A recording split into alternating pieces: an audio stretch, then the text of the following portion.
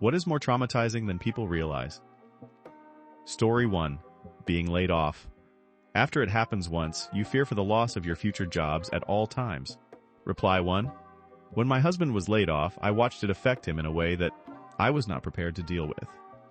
American men are told that so much of their worth has to do with their ability to economically provide. Reply 2. Yes. Before my husband was laid off, he was a workaholic who defined himself by his work ethic, and being let go for no fault of his own broke him. He was supposed to be irreplaceable. After a month at home, they did call him back, but that month at home we had some long talks, and he realized that being a father and husband was way more important. He eventually quit and now works from home to be able to spend quality time with our son while he's still young enough to care. It's not fair to our men how society tries to steal their real life away and replace it with work. Reply 3. Seriously, I was let go from a job back in 2008, and that created such a huge work-related insecurity and anxiety that I still deal with. I still worry about being let go from every single job. I have friends who spend money with a reckless abandonment that I just do not have. They travel extensively, buy homes, cars, fancy things, and I always worry, but what if I lose my job tomorrow? And it's a regular worry. My boss stopped by my office the other day and wasn't as chipper as usual, and my mind was like he's thinking of letting me go. He must know something. I had to shake it off. But it's always there. Reply 4. Yeah. I work in reemployment specifically with people who have been working somewhere for 10 plus years and have been suddenly laid off, and it is genuinely one of the most traumatic experiences that you could have. I've seen so many 40-plus-year-old people have full breakdowns or just seem so lost and hurt. It's really heartbreaking, and it can happen to anyone at any time. Reply 5. Last time I got laid off, it was a week before Christmas. I suspected it was coming from some groundwork they started laying in the first days of December. Then some spaz customer we had started freaking out at me one day, and after that, I knew my goose was cooked. It was also 2 weeks before profit sharing. But at least they extended me the empty gesture of extending my benefits until the end of the month. That wasn't the only piece, but that was the one that finally broke something important in me. People would ask why I didn't have a job or why I didn't go apply to some place that was hiring for barely more than minimum wage, like I owed it to society to keep producing. Truth be told, if I had gotten another crappy job shortly after that, working for another asshole, barely making enough to keep afloat and then getting laid off or fired because I refused to be someone's doormat, then that would have been the literal end of me. And I'm not kidding or exaggerating. Eventually scored a pretty sweet job doing something that I like, working for and with people that are actually enjoyable to be around. I get paid enough that it's not worth risking going somewhere else for $2 an hour just to end up working for or with assholes. Honestly, 25 freaking years working, and this feels like the first place where almost everyone knows what is expected of them and does it. Reply 6. I'm glad you landed somewhere sane. I've started to wonder if I'm just getting intolerant in my old age because I've worked so many places that seem to be run by screw-ups, which bred both overworking and people not doing their jobs, / the whole system being screwed. Been trying to deprogram myself from the cultural brainwash of only being a worthwhile human if I'm constantly supporting myself and contributing to society via money not being a burden. I wouldn't have described that as a belief I had, but the bad mental health around being unemployed has caused me to examine things. Story 2. Betrayal. You never realize how truly traumatizing that is until it happens to you, but it kills a part of you that you can't get back. Reply 1. My kids and I were recently horribly betrayed by my partner of 9 years. He hid a camera and filmed my 14-year-old daughter undressing. To say we were devastated is an understatement. It instantly upended our lives and forced me into the first stress leave of my life at 50. He was arrested, and I booted him out and arranged counseling for all of us and learned a new phrase: betrayal trauma. It is one of the worst and hardest things I've ever been through. It happened on February 21st, so it's still fresh and raw, and I'm still coming to terms with how it has affected all of us. All this to say that, yes, betrayal is a trauma deeper than I ever realized. Reply 2. I was in a 5-year relationship with someone who I thought I would spend my life with, have a family with, etc. We constantly talked with excitement about it. She slept with someone at a party, one I encouraged her to go to since she didn't see enough of her friends. The betrayal of that made it difficult for me to care about anyone like I did her for a long time. Since then, I have had several partners, none of which I could ever feel anything for. It was extremely unfair on them, and I had to break off all of them because of that. That one betrayal traumatized me for 6 years. I finally opened myself up a little and met my current fiancé, but the constant fear is always present under the surface. I went to a therapist for a while and it helped a lot. But like you said, I'll never get the pure, innocent trust back. It ruined both of our lives. Reply 3. Yep, my ex-wife cheated with some guy on Tinder. It's been 2 years since my divorce now. I genuinely feel like I'm living a second life, a Plan B life. Sometimes I think about how I used to have a family and felt like it's a faraway memory. Feels like my brain tries to shut off the memory. I'm looking at life differently now, at how we don't really own anything in this world, and at the end, we will all die and leave everything from this world. Reply 4. Absolutely, I was always an extroverted person, super social, and always tried new things. Would always be the funny person at gatherings with friends, and then my relationship with my girlfriend of several years turned very toxic, with several instances of cheating. I lost so much of myself in that. Self-esteem plummeted, anxiety raised through the roof, and self-consciousness set in. Several years of therapy later, I don't think I will ever be that guy again. It sucks, but you make do with what you got. Reply 5. To take this further, people believing your betrayer's lies about you. People you thought were friends and could be relied on suddenly thinking you are the problem, not the betrayer. Years later, they avoid me now because they realize their mistake too late and don't want to apologize. And it hurts. I told my wife there were friends I had since kindergarten that just stopped texting, stopped visiting, everything overnight because of lies. Yes, some people were very superficial friends that would fade away the moment we went to college, but others weren't. The kicker. Literally describing the betrayer lying to people actively, but believing lies about you anyways. I cannot make this up. The irony was so high they would have overdosed on iron. For double points. This includes family members who witnessed the behavior for decades. Story 3. An infestation of any kind in your home. We had a bird mite infestation a few years ago, and it nearly ruined our lives and relationships, emotionally and financially. Horror. Reply 1. After a house fire, my family lived for almost a year in a house infested with roaches. It was bad. They'd get into the refrigerator, they'd climb up the back of the stove and get into cooking food. We couldn't use the oven because there were so many dead ones inside of it. We'd feel them crawl on us in the middle of the night and had to fluff out our hair in the mornings. We were in a bad way financially, so we had no recourse. It was so bad that we lost most of the few things we'd been able to scrounge up after the fire because when we were finally able to move, we couldn't take our furniture, toys, and most of our electronics because they were infested. This happened 40 years ago, and I still have trauma from it. Reply 2. I lived in a house that had an enormous hive of killer bees in the wall. Yes, Africanized killer bees. I lived in the Sonoran Desert. It spanned the entire length of the house, and we had to keep the guest room closed at all times because that was where the stragglers were able to find their way through the vent ductwork.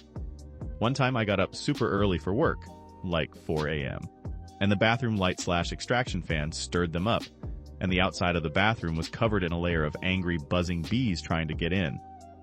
I had night terrors for years, even after I moved out. Reply 3. Our apartment building had an infestation of bedbugs. It's changed how I feel about where I live, and how I live in this apartment. I'll be moving out next month, and will be leaving almost everything I own behind. Even with buying new stuff at the next place, I don't know if I'll ever feel free of them entirely. It's really done a number on me psychologically. Reply 4. Carpet beetles. They broke me. It was years ago, but it left such a mark on my psyche. I see a dot on the wall or a fuzz on a blanket and my heart starts to race. I need to investigate it immediately. Fabric is not allowed to sit on the floor. Every sweater is packed in a Ziploc bag and then stored in plastic bins. Yarn too. I pore through every fabric, cardboard, and paper item that has not been touched in a while. I can't buy secondhand items made of any kind of fabric or paper.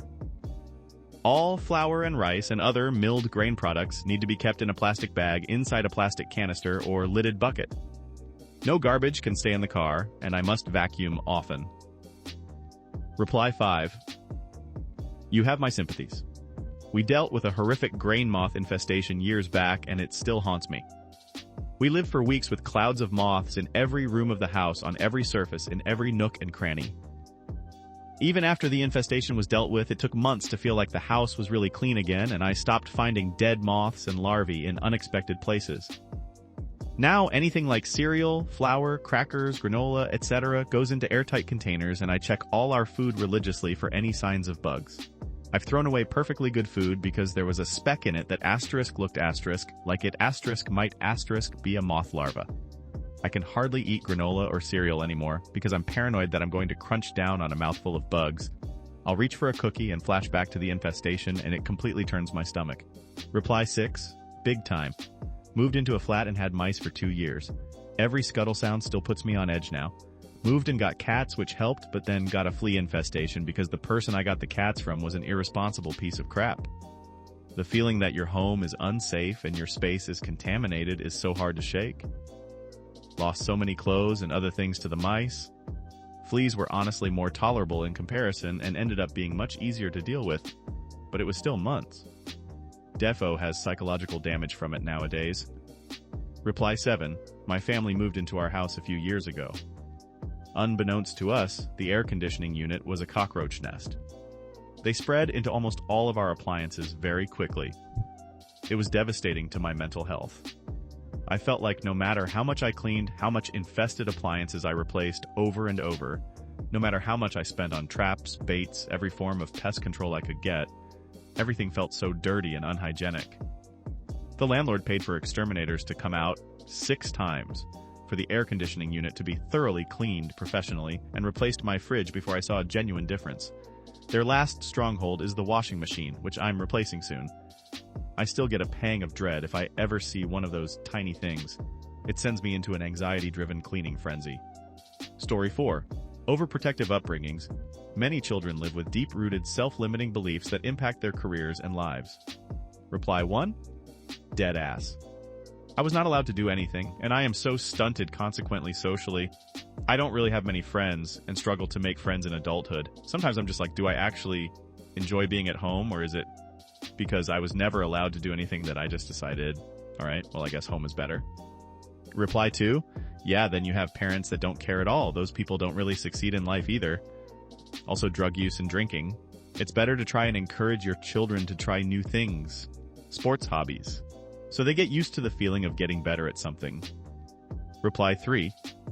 My mom was crazy overprotective to the point where I've never been to a sleepover in my life, or even went over to other friends' houses much, so when I was older, I straight up didn't know what to do at other people's houses. It was so awkward.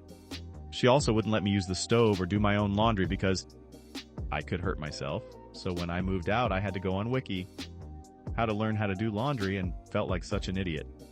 What hurts the most is she thinks she was a great mom who protected me, when really she made me miserable and set me up to fail so that I'd have to move back in with her so she could do everything again.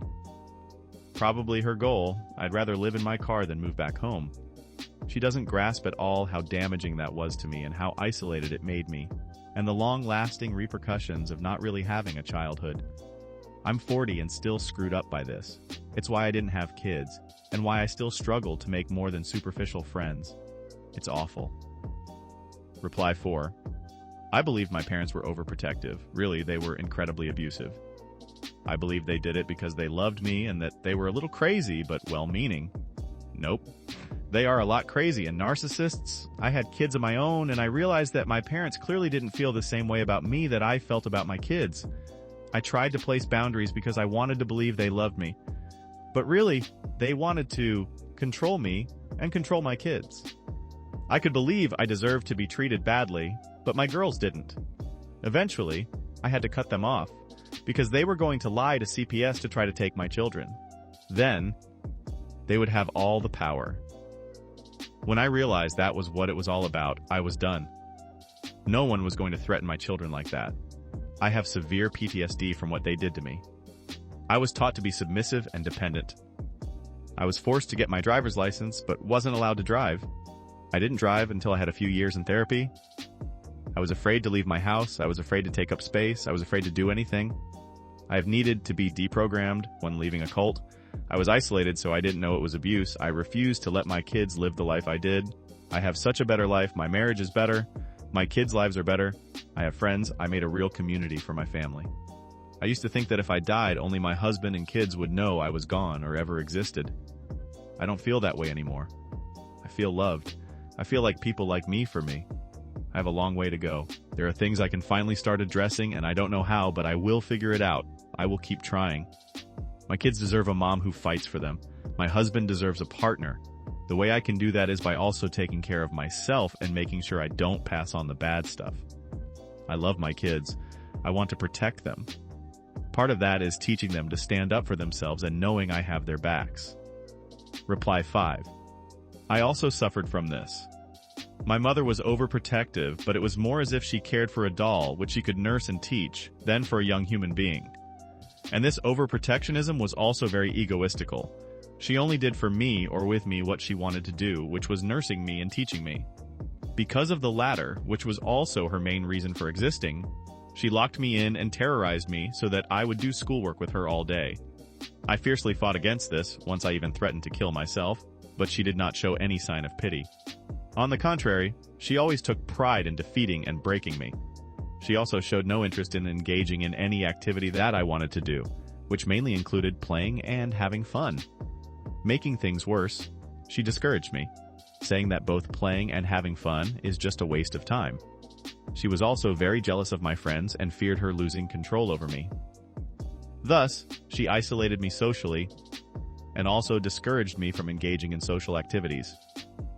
During my youth and young adulthood, she did her best of keeping me dependent from her, which included suicide threats as I wanted to move out. Unfortunately, during my youth, she also became obviously mentally ill, paranoid schizophrenia and persecution mania, which made her abuse me as her therapy dog for the next 16 years. This also included 10 years of alcohol-induced aggressions, that is, screaming asshole all day until the booze knocked her out. This went on until she died of liver failure. That abuse was that bad and made me so broken that people always suppose that I am autistic. However, I score very low on any autism test. Reply 6. This is a big one. I have been in this. My mother is extremely overprotective. I know the whys. I know she tried her best to parent. She had it hard too. But it is what it is still. I realized this very early on because I had many friends, and I've been intelligent enough to see how differently their parents parent.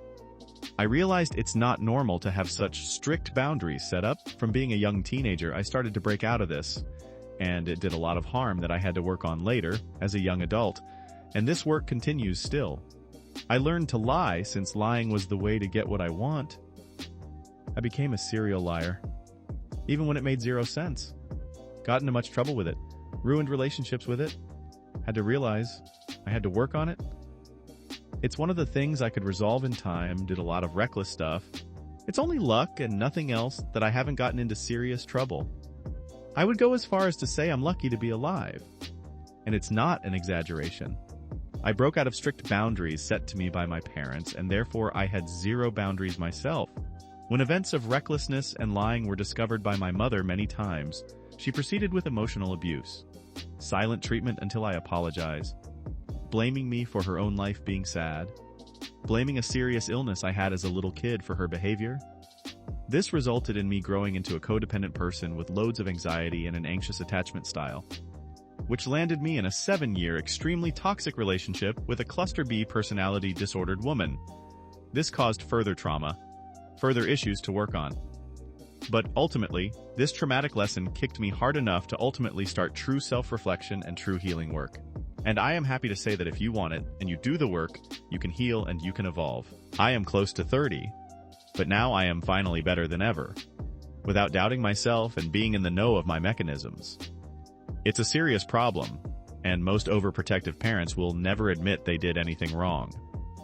They believe this is the way, and for that, it's pointless to blame them. It's very important to realize, accept, and release. Story 5. I think when it comes to bullying, even if the bullying itself isn't that bad, what's awful is the constant dread it creates. It hardwires hypervigilance into the victim's brain, so they are feeling the effects and suffering long after it's gone. Reply 1. And if you're already abused at home, I feel like it's worse because the behavior is normalized and you feel like you can't do anything to fight it. You learn to accept bad treatment and lower your standards for how other people treat you. Reply 2. Yeah, that's pretty much exactly what happened to me. When I started getting bullied at school, it pretty much confirmed that I was a worthless piece of garbage, because both with the abuse and bullying, I couldn't find any reason for it other than it was just me. I got over the self-esteem stuff, and I handle most of my triggers well most of the time, but the hypervigilance, that's the gift that never seems to stop giving. I've tried a lot of things. IFS helped some, but it's just so natural for me to play out a million different scenarios in my head. It's exhausting. It's one of the reasons I try to raise awareness about the damage bullying causes in that particular way. Reply 3. I was bullied throughout my childhood, and you aren't kidding. Constantly being, not just on edge, but terrified that someone was going to notice you in the wrong way was excruciating. My cortisol levels must have been through the roof as a child. I still don't like a lot of attention on me. Reply 4. I didn't even realize how badly this affected me until my mid-30s. I am hyper-aware of myself in every interaction I ever have, even when walking past strangers I will never see again. How am I carrying myself? Is my facial expression appropriate for this moment? Is there anything wrong with the clothing I'm wearing? Have I chosen the wrong outfit? Basically running a list of anything I could be called out for, or invoke a negative response to anyone in the vicinity, and even more so, from anyone who acknowledges my existence even for a second. After having realized and become aware of this, I am still not much better, but I can at least catch myself doing it from time to time and make an attempt to tamp down that anxiety. I only wish I could do it way more consistently and successfully, but it's progress. Reply 5. It's horrible how, seemingly BC negative bias, many people do not recognize the difference between banter and bullying, which is when the person that's joked does not laugh at it too, and how severely bullying breaks its victims for life. The constant fear of being poked at everywhere makes connecting to people impossible. Reply 6. Be careful with this mindset. Just because someone is laughing doesn't mean it isn't bullying.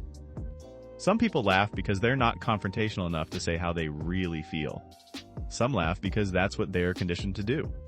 Some laugh because everyone else is laughing. Some laugh because that's easier than crying sometimes. Just because someone laughs or giggles doesn't mean it didn't hurt them. Something mean, rude, or disrespectful said as a joke doesn't make it any less mean, rude, or disrespectful. Story 6. Being an outcast, socially. I read somewhere that the brain registers it as physical pain, but don't quote me on that. Reply 1. I spent my middle and high school years being laughed at and used as the butt of jokes. I wasn't just autistic and socially stunted due to trauma, am also conventionally unattractive.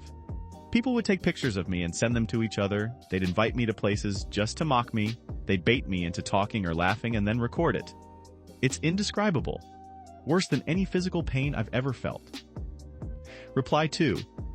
I was also invited to places just to be mocked and asked to leave. Once I was invited to a house party and I was so freaking excited. I stole 3 beers from my dad and biked to the house thinking I would be cool with booze to share. No one was there. They were at the house next door with the lights off, laughing at me. And there were many. This was 25 years ago. It still makes me feel like crying thinking about it. Reply 3. It really can be incredibly damaging. Of all the things I've experienced, what harmed me the most was just being alone and having no one. I was miserable and suicidal from ages 8, 10 because at home I was either being violently abused or neglected. And at school I had no friends and was being bullied. Even my teachers treated me poorly. I also had severe social anxiety, selective mutism, so I couldn't talk to anyone outside my family who, as you might have guessed, weren't exactly the nicest people. I genuinely feel like that isolation changed me on a fundamental level. I was in elementary school fantasizing about shooting myself in the head. At 11, I went through some big, majorly traumatic, life-changing events, but I had friends. There were people who liked me and were kind to me, so the day-to-day misery was nothing compared to what came before. Reply 4. My favorite self-deprecating joke I once saw online was, "You think you can hurt my feelings? I've been the least popular friend in my friend group since I was 8. I felt pretty seen by that joke. Going through this now, though. Feels like everyone around me has a person but me. Not sure there's ever been another human who has considered me to be their favorite go-to person. I feel perpetually like the afterthought. I'm not jealous that people have that, just kind of envious. Seems like it would be really nice to have someone who regularly chooses you over others. And it's very hard to try your best, but always wind up getting passed over or excluded in favor of others. Story 7. Losing a best friend. Hurts just as much as a romantic partner. Even worse when you never quite connect with another friend like that, and on social media it seems like everyone has a bestie and the constant reminders. Reply 1. God, this. My best friend and I went through a totally screwed up situation, and I was pretty sure we were never going to speak again. Months of being broken. I have been cheated on. I have experienced death. I have experienced neglect and abuse, and nothing hurt me the way losing my best friend did. It's the loneliest feeling. There's this quote that, when someone dies, you don't just mourn them, you mourn the loss of the person you were with them. And it summed it up perfectly. I wouldn't wish this feeling on my worst enemy. Reply 2. Best friend kept dropping hints that they wanted to go a different direction in life, like bragging about missing COVID shots, basically asking all the libertarian mantras, getting mad at me for referring to a 19-year-old as a kid because they have reached the local legal age majority, feeling outsized anger and annoyance when socially expected to mask up when on public transit in another country, etc. Becoming increasingly late to our get-togethers, defending Elmo through the whole ex fiasco. Clearly my woke life was rubbing him the wrong way, too. One day out of the blue, he basically broke up with me after I took him out to lunch and cafe time.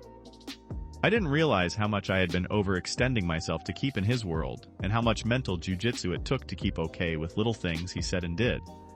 And after his exit, I have much healthier friendships with much more balanced rhythm and activities, with less anxiety about his reliability. But at the same time, I keep dreaming about the guy. We were intensely close friends for 20 years. He held my baby in the hospital when they were born. He stood with me at my ill-fated wedding. I coached him and encouraged him through his multiple, progressively ugly divorces. And yet he quit me. He looked at everything between us and decided I was worth leaving. Cut deeper than most romantic breakups I've experienced. Made me doubt myself, shattered a bit of my confidence. But where he was going, I think he knew I couldn't follow. And now I walk past his office and our old haunted house on the way to my new life, while I silently wonder what the hell has become of him. Reply 3. 13 years ago, my former best friend cut me off without a single conversation. We went to middle school, high school, and college together, and even lived together at one point. She was going through a very messy partying phase when we were 21. 22 while I was working 4 jobs and living at home trying to survive the recession. I don't really know what the catalyst was, but one day I got on Facebook and she had blocked me. We never spoke again, and my college and high school friends followed her path as I was in the middle of graduating college and moving to a new city. To this day, it still remains the most painful heartbreak. We have had a few awkward run-ins, but I still never got an explanation as to why we couldn't be in each other's lives. I dream about her a ton, and always wonder if she misses me. At this point, the hurt is too much to ever reconcile, and who knows what she's told herself about me at this point. But I would never put someone through the pain she put me through. Reply 4. I have lost 3 close friends in traumatic breakups of the friendship over the last 10 years, and I fully don't know where the hell to find new ones now. First one was my fault, although I didn't know it at the time, and only realized later that I was so indoctrinated and twisted by my church at the time that I was projecting my feelings onto her. Second one was either BPD or narcissistic, and fully lost it when I got engaged to the ex she was one. Introduced me to 2. Encouraged me to go out with 3. Hyped up when I was considering a breakup. Still unclear on what triggered that, but I'm guessing her parents wanting to know why he wouldn't marry her but would marry me had something to do with it. The whole family is screwed up, but that's another story.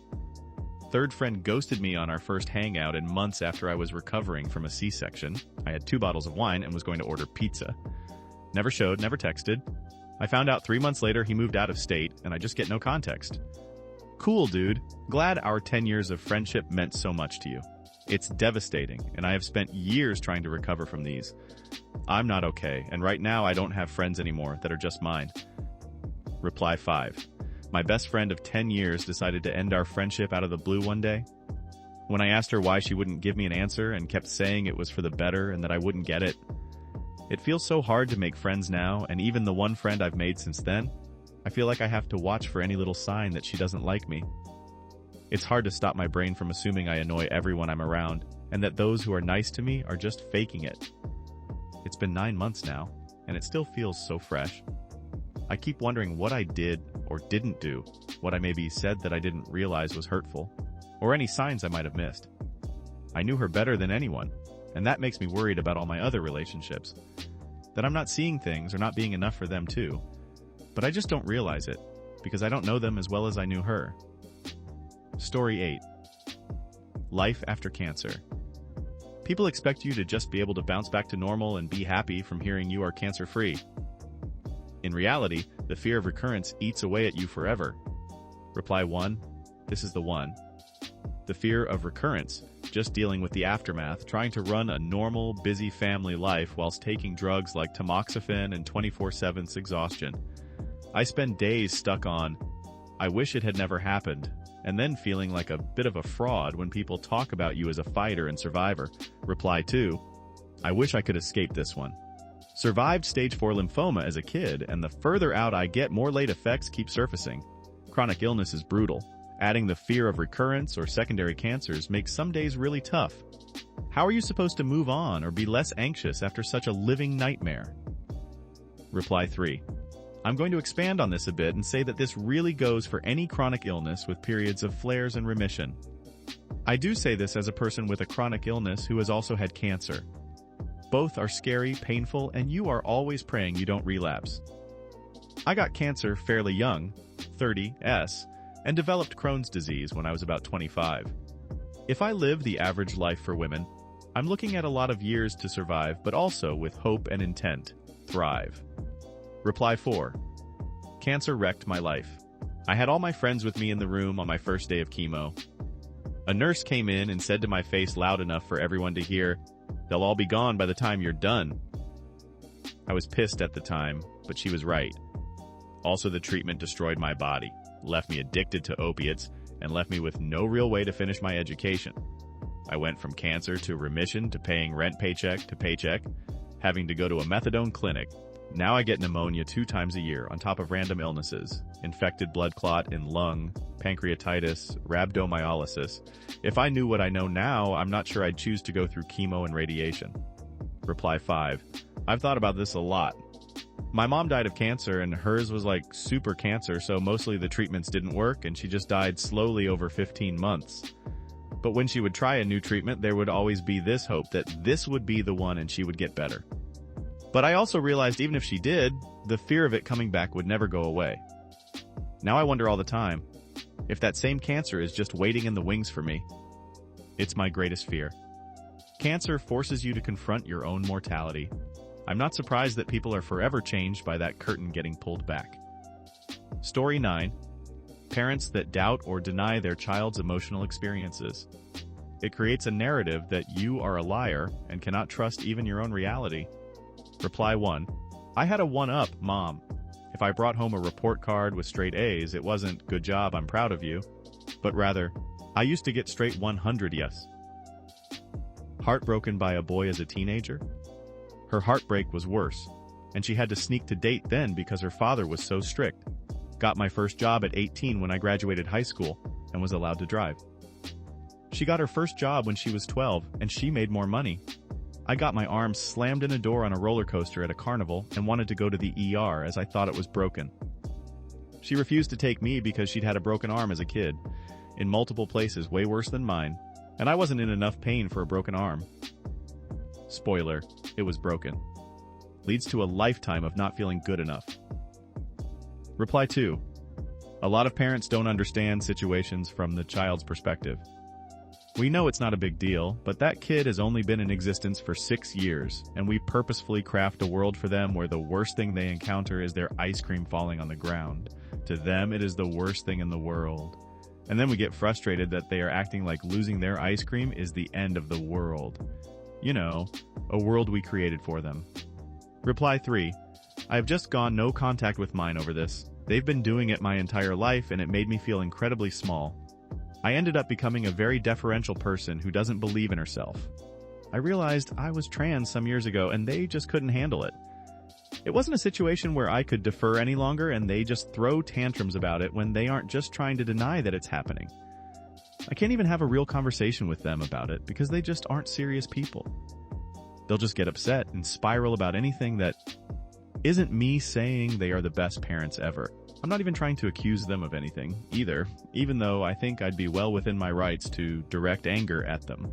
I'm just trying to have as close to an objective reckoning of certain situations, and I always try to be fair and empathetic towards them, and it's literally just an angry version of the Jonathan Frakes meme. Why didn't I tell them sooner? It's my fault. I didn't trust them to acknowledge my experience. It's my fault. I didn't trust them to get me help as a kid. It's my fault. I was depressed about my entire situation as a kid. It's my fault. The emotional abuse they subjected me to, it's my fault.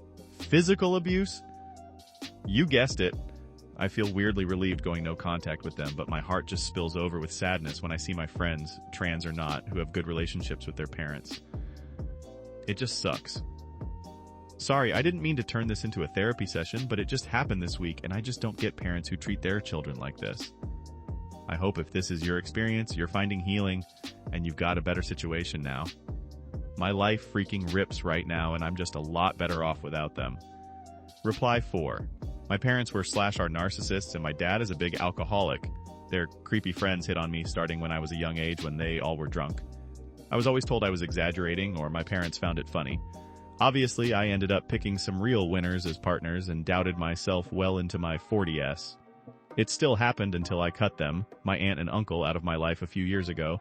A friend of theirs forged my name. Another friend hit on me to the point my cousin had to grab the guy and remove him from the event. And another was so rude to my son I told him to screw himself, and guess who got yelled at whenever I protected myself? Me. They all will swear these idiots are good people. They are also too stupid to realize none of these people respect them, because obviously the people don't give a crap if they piss them off. Thanks for watching until the end. If you have a similar story to these that you want to share with us, please leave it in the comments below. If you enjoyed this video, please leave us a like and subscribe. For more videos like this one right now, please stop by our channel. Thanks again, and see you next time.